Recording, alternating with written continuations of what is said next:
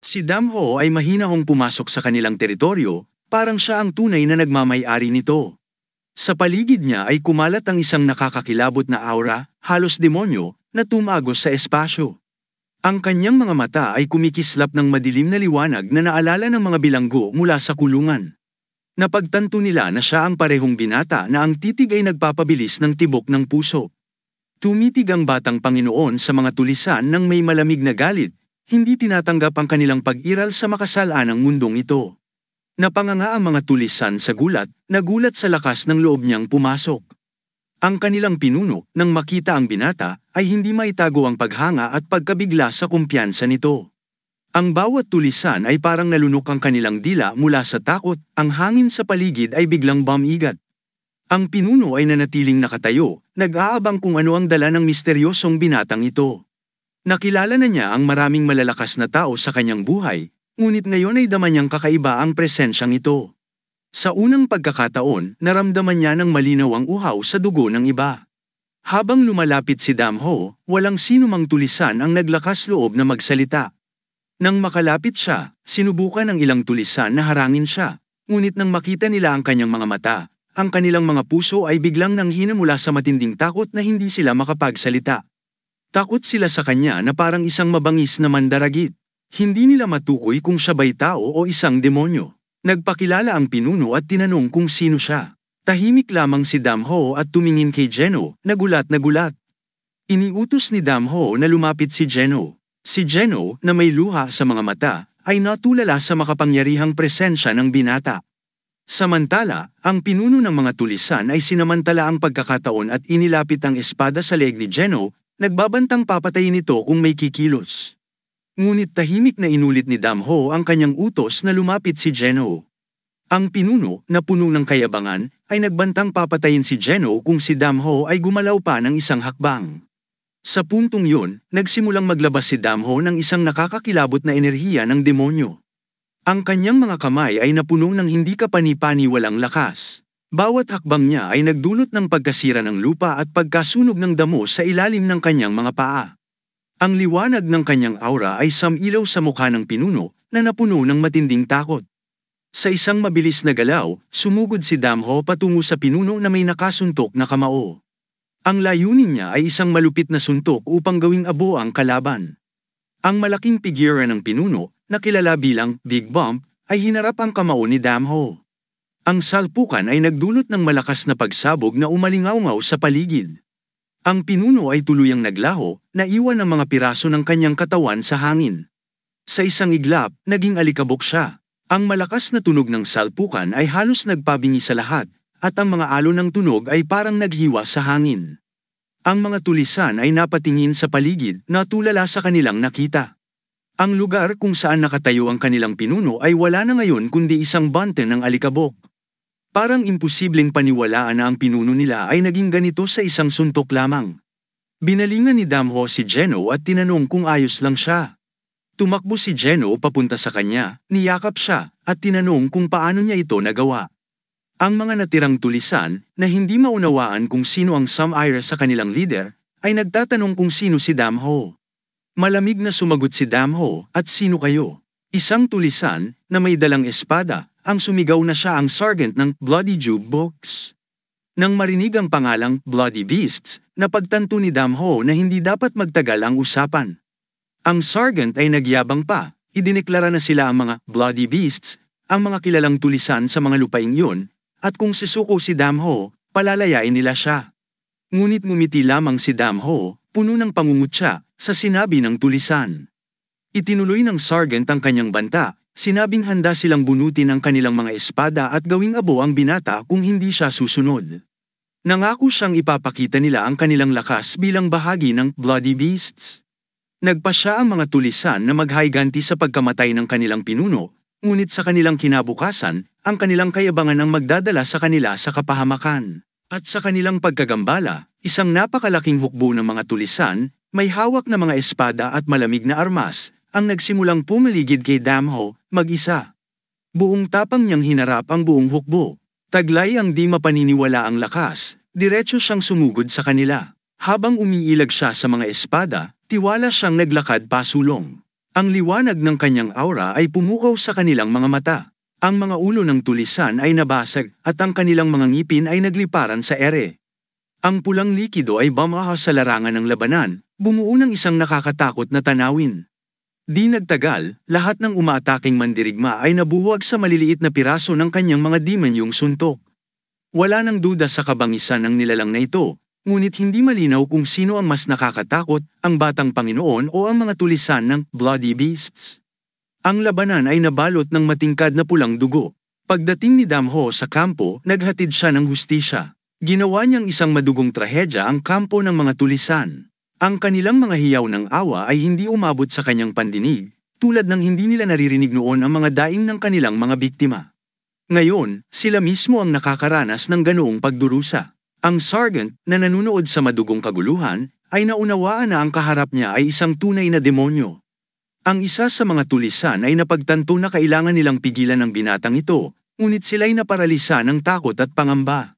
Nasa bingit na sila ng ganap na pagkawasak. Ang binatang ito ay hindi lamang natalo sila, dinurog niya silang lahat, nag-iwan ng wasak na kampo. Isa sa mga nakaligtas ang nagmakaawa kay Damho na huminto na. Lumapit siya sa binata at lumuhod, humihingi ng tawad. Ang sergeant na nakaluhod ay nagmamakaawang itigil na ito. Sinabi niyang sapat na ang kanilang parusa at nakita na nila ang tunay na impyerno. Pinahirapan sila ni Damho sa paraang kahit sila mismo ay inakalang malupit. Narinig ito ng madugong batang Panginoon at bahagyang natawa sa kabalintunaan ng sitwasyon. Ang sergeant ay patuloy na nagmamakaawa, hindi maunawaan kung ano ang nagtulak sa demonyong ito upang gumawa ng ganitong karumal-dumal na pagpatay. Ngunit si Damho ay sumagot ng malamig, hindi sa kanya dapat humingi ng tawad.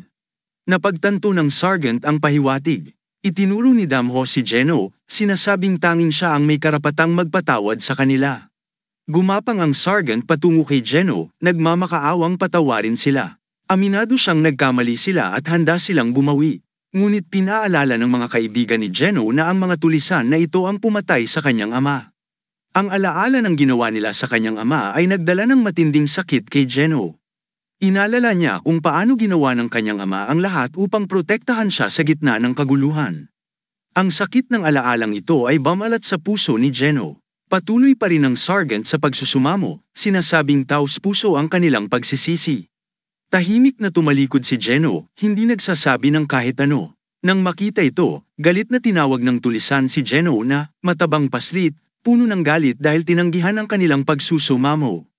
Ang sergeant ay sumigaw ng desperasyon, paano pa kami matatawag na tao pagkatapos ng lahat ng ito? Hinawakan ni Damho ang damit ng tulisan at malamig na sinabi, ganito ang tunay na kapatawaran. Ang isang kriminal tulad mo ay walang karapatang manghamak ng iba. Ang buhay mo ay nakasalalay kung papatawarin ka ng batang ito o hindi. Wala siyang karapatang gawin yon, tulad ng wala silang karapatang abusuhin ang mga walang kalaban-laban.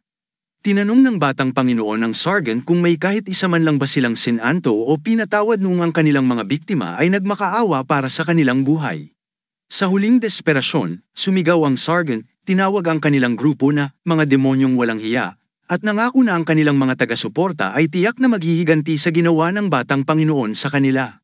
Si Damho, sabik na harapin ang paparating na paghihiganti, ay nagsimulang mag-ipon ng lakas sa kanyang kamao. Naputol ang kanyang pasensya dahil sa walang tigil na pagdadaldal ng tulisan.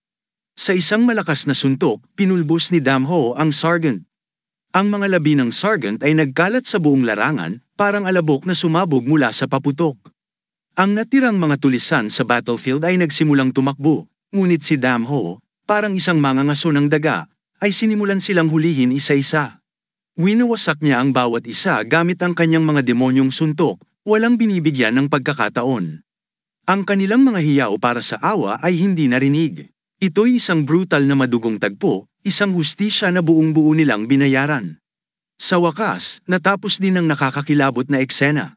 Nakatayo si Damho sa gitna ng napakaraming bangkay. Walang natirang buhay sa hanay ng mga bandido. Walang nakakaintindi kung siya ba ay isang demonyo o isang anghel. Ngunit ang nakita nila ay mananatili sa kanilang alaala magpakailanman. Ang mga nakaligtas na mga ngalakal, na buong galak na nakalabas mula sa kanilang pagkakakulong, ay hindi maitago ang kanilang pagkabigla. Sa unang pagkakataon sa kanilang buhay, nakilala nila ang isang tao na taglay ang ganitong lakas. Mag-isa, dinurog niya ang isang buong hukbo, parang buhangin na nilipad ng hangin. Lumapit si Damho kay Geno, ipinatong ang kanyang kamay sa balikat ng bata, at sinabi, "Tapos na." Si Geno, na may luha sa kanyang mga mata, ay halos hindi maipahayag ang kanyang emosyon, lubos na nagpapasalamat sa pagkakaligtas niya. Ang mga mangangalakal, na nailigtas mula sa pagkaalipin o kamatayan sa espada, ay lumuhad at nagpasalamat sa kanilang tagapagligtas. Alam nilang ang ginawang ito ng batang lalaki ay napakahalaga at di mababayaran. Ang kanilang pasasalamat ay taos-puso, ngunit si Damho, narinig ito at sinabing sapat na yon. Hindi niya balak iligtas ang mga mangangalakal, gusto lamang niyang tulungan si Geno, ngunit nangyari na sila rin ay nailigtas. Ngumiti siya habang tinatanggap ang kanilang paasalamat. Hinikayat niya si Geno na sumama sa kanya. Sa tugon, buong paggalang na tinawag siya ni Geno na nakakatandang kapatid. Mula sa sandaling yun, iniwan ni Geno ang mga traidor at sumama sa paglalakbay kasama si Damho. Di nagtagal, kumalat ang balita sa buong mundo ng Meruem na ang mga bloody beasts ay tuluyang winasak. Walang natirang buhay sa kanilang hanay at patay na ang kanilang leader na si Zhao. Ang mga patron ng mga tulisan na nawalan ng isang mahalagang kasangkapan ay nagdadalamhati. Sa lugar kung saan winasak ang bloody beasts, nagdatingan ang mga uwak, nilamon ang mga labi ng mga tulisan. Ngunit bigla, ilang tao ang naghagis ng mga bagay sa direksyon ng mga uwak, dahilan upang magsiyalisan ang mga ito. Ang mga taong ito ay ang mga patron ng mga tulisan, na tahimik na nagmamasid habang ang mga labi ng kanilang tauhan ay pinupunit ng mga mandaragit. Ngayon, mahirap nang matukoy kung gaano karaming mga sundalo ang nakahandusay sa lugar na iyon. Habang tinitingnan ang kaguluhan, wala silang makuhang bakas tungkol sa mga kriminal. Gayunpaman, mahalaga para sa kanila na makahanap ng sagot anuman ang mangyari. Para sa kanila, ang pagkamatay ni Chief Dongju ay isang mabigat na dagok, sapagkat siya ang kanilang aso at lingkod. Kung hindi sila maghihiganti, ito'y magiging malaking balakid sa kanilang angkan. Bigla, isa sa kanila ang nakapansin ng isang makinang at kapansin-pansing bagay. Isang quartzstone, bihira at napakamahal. Tiyak na hindi yun pag-aari ni Dongju. Marahil ito'y konektado sa ibang tao. Samantala, ang ating batang Panginoon at ang kanyang bagong kaibigan ay nakahanap ng lugar upang magpahinga. Nagpasya silang maghanda ng pagkain. Nagsindi ng apoy si Geno at nagsimulang magluto. Ang kanyang ama ang nagturo sa kanya na magluto kahit pa sa simpleng paraan, gamit ang kakaunting sangkap. Para sa ating bayani, ang simpleng sopas ay sapat upang magbigay buhay. Masaya siyang kumain, ngunit napansin niya ang mangkok na ginamit ni Geno sa pagluluto, ang natatanging bagay na naiwan ng kanyang ama. Bigla, lumuhad si Geno at hindi maintindihan ng batang Panginoon ang nangyari. Nakiusap ang bata na isama siya kung saan man pupunta si Damho. Sa una, hindi maintindihan ni Damho kung bakit ganoon katindi ang kahilingan ni Geno. Tinanong niya ang bata kung bakit nais niyang sumama. Sumagot si Geno na yon ang huling hiling ng kanyang ama. Dahil dito, nagdesisyon si Damho na isama siya. Aalis tayo bukas ng umaga, kaya dapat tayong magpahinga, sabi niya. Nagpasalamat si Geno kay Damho, nangangakong hindi niya kalilimutan ang kabutihang ipinakita nito at mananatiling tapat sa kanya. Habang naghahanda ng kanilang tulugan malapit sa apoy, naalala ni Geno ang kanyang ama. Sa gitna ng mga luha, nangako siya na magiging pinakamahusay na kusinero sa buong mundo. Si Damho naman, habang nakahiga, ay malalim ang iniisip, puno ng pananabik sa mga darating na pakikipagsapalaran. Kinabukasan, nagsimula silang maglakbay patungo sa bayan ng Hamel. Ang Hamel ang huling lugar bago ang daan patungong Jinwon. Nagdesisyon silang tumigil dito upang magpahinga matapos ang mahabang paglalakbay. Iba ang hangin sa lungsod na ito, ayon kay Geno. Naniniwala siya na ito'y dahil sa pagiging malapit nila sa Jinwon. Sinabi ni Damho kay Geno na huwag malungkot o manatili sa nakaraan. Pinayuhan niya ang bata na maghanap ng bagong pag-asa. Naghanap sila ng lugar para magpahinga. Pinadala ng batang Panginoon ang kanyang kabayo sa pinakamagandang kwadra, at saka sila nagtungo sa isang bar. Pagpasok pa lang, naamoy na nila ang matapang na aroma ng karne. Nag-book sila ng kwarto at pagkain para sa dalawa. Sa bar, pinag-uusapan ng mga tao ang kanilang mga problema. Ang ilan ay nagrereklamo tungkol sa mga tulisan, habang ang iba naman ay tila tulisan mismo. Hindi pa matagal, Kumalat ang balitang ang lahat ng mga tulisan mula sa grupo ng Bloody Scoundrels ay napatay, ngunit walang nakakaalam kung sino ang gumawa nito. Tahimik na nakikinig si Geno. Biglang, pumasok ang ilang bagong bisita sa bar.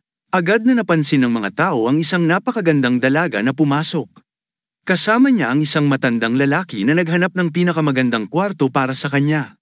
Mukhang gutom ang babae at tila nais niyang kumain ng masarap.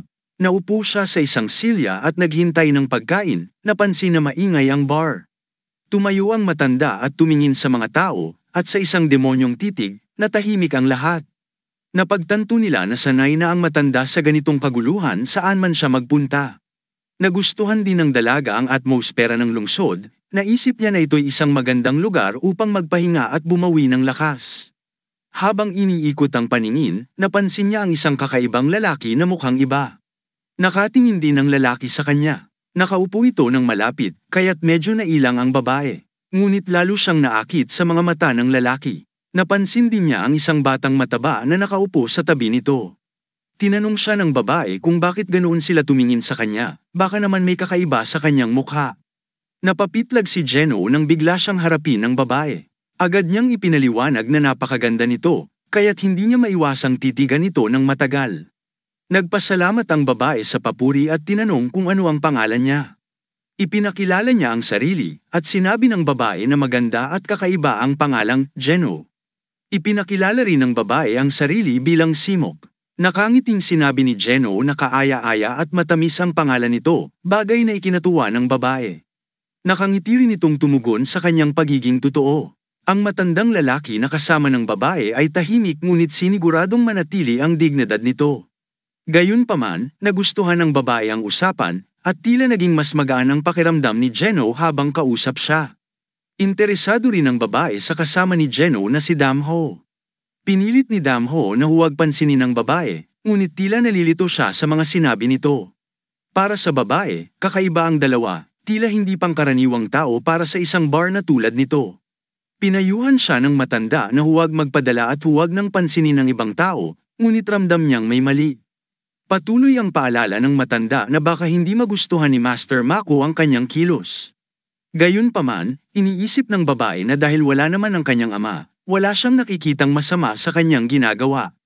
Ngunit ang tanong, ang lugar bang ito ay talagang angkop para sa pagpapahinga? Sumigaw muli ang matanda, pinanindigan na tama ang kanyang mga salita, na nagdulot ng bahagyang kaba sa babae. Samantala, inihinto ni Damho ang kanyang kabayo sa isang looban.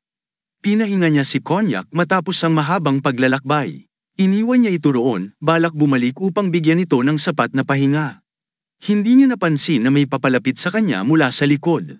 Bigla na lang sumulpot ang matanda at tinanong siya kung napadaan lang ba siya sa lugar na iyon nang di sinasadya.